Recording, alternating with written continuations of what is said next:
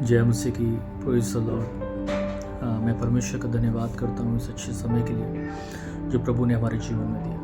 मैं आप लोगों के साथ में एक कहानी शेयर करना चाहता हूँ और इस कहानी से मैं बहुत आशीषित हूँ। मैंने बहुत ब्लेसिंग पाई है और मैं विश्वास करता हूँ कि आप भी इस कहानी के द्वारा आशीष पाएंगे। एक पड़ोस में दो बहनें रहती थी आमने सामने, और एक बहन उसके प्रेस को लेकर बहुत जेलसी रखती थी। जब उस बहन की बहुत ज़्यादा प्रेस की जाती थी तो उसको बहुत नफरत, उसको बहुत गुस्सा आता था। वो उसकी खूबसूरती से जलती थी, वो उसके पैसे से जलती थी, वो हर एक उस चीज़ से जलती थी जो उसके जीवन में था।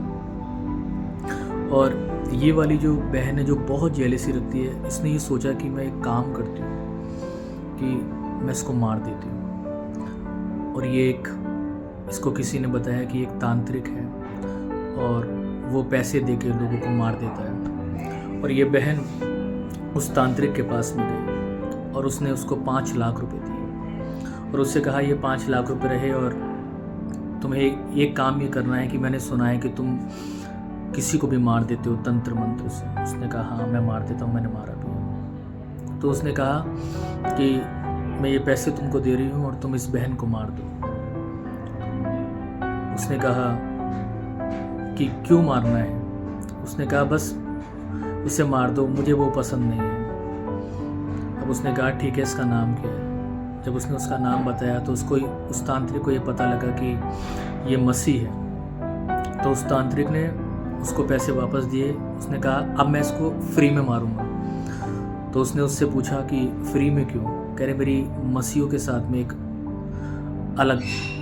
अलग दुश्मनी है और मैं फ्री में मारूंगा, तुम जाओ, तुम्हारा काम हो जाएगा और 3 दिन बाद आ जाना। ये बहन 5वें दिन उस तांत्रिक के पास गई और जाकर पहुंची। जब उसने देखा, उसने कहा कि तुमने तो मुझसे ये कहा था कि तुम 2 या 3 दिन में उसको मार दोगे, लेकिन आज 5वां दिन है, वो तो आराम से घूम रही है, वो तो बहुत खुश है, वो तो बहुत आनंदित है और कुछ भी उसके साथ में ऐसा नहीं होगा। उसने उससे कहा कि हम उसको मार ही नहीं सकते। उसने कहा क्यों हम उसको नहीं मार सकते?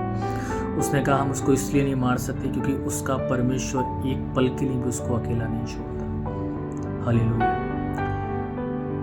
कई बार हमको ऐसा लगता है कि परमेश्वर ने हमें छोड़ दिया, कई बार ऐसा लगता है कि परमेश्वर हमारे साथ में नहीं है। आप विश्वास मानिए, हर परिस्थिति में परमेश्वर आपके साथ में है, चाहे वो अच्छी हो चाहे वो बुरी हो। जैसे परमेश्वर इस बहन के साथ में था, वैसे ही परमेश्वर आपके और मेरे साथ में भी है।